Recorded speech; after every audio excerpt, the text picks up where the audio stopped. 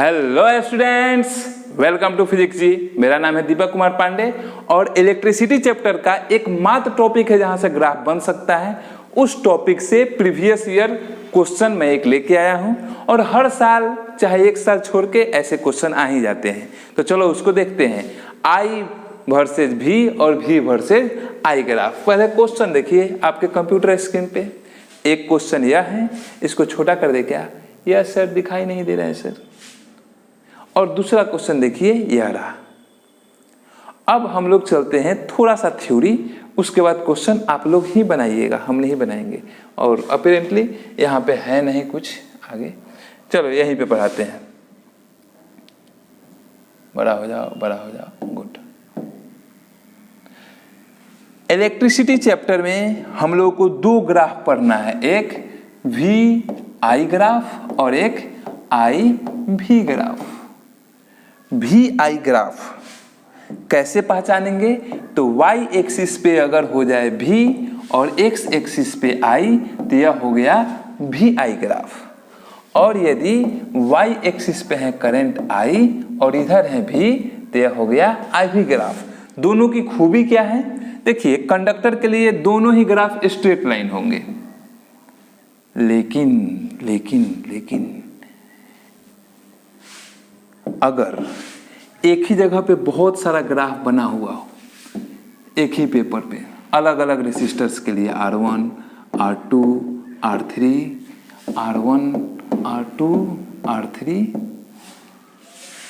तो जो पहला VI ग्राफ है, इसमें जिसका ग्राफ जितना ज्यादा खड़ा होगा उस कंडक्टर का रेसिस्टेंस उतना ही ज्यादा होगा। फिर से मैं कहता हूं, जिसका ग्राफ जितना ज्यादा स्टीप होगा, खड़ा होगा, उसका रेसिस्टेंस उतना ही ज्यादा किसमें? VI ग्राफ में।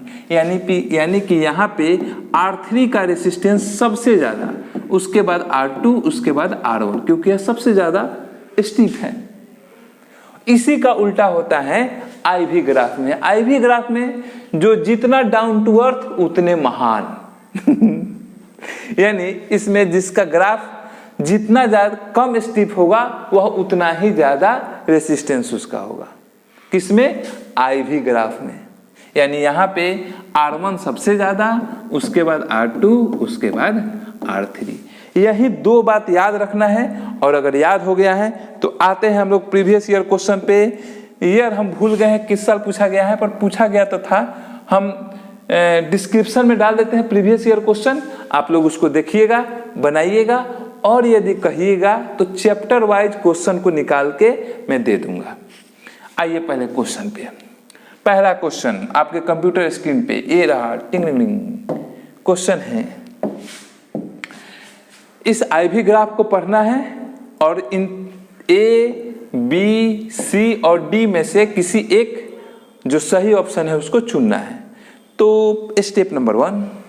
अच्छा, जो लोग अपने से बना लिए हैं वीडियो को पॉज करके आंसर कमेंट करिए तो वेरी गुड।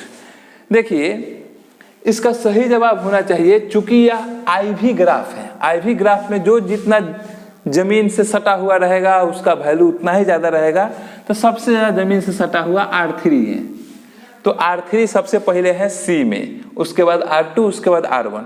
तो ऑप्शन C करेक्ट आंसर है, ऑप्शन C। जो लोग का कुछ और आया है वो लोग एक बार और वीडियो को शुरू से करके देखिए। यहाँ पे आते हैं, थोड़ा सा 2 नंबरिया क्वेश्चन है, थोड़ा सा टेढ़ियाया है।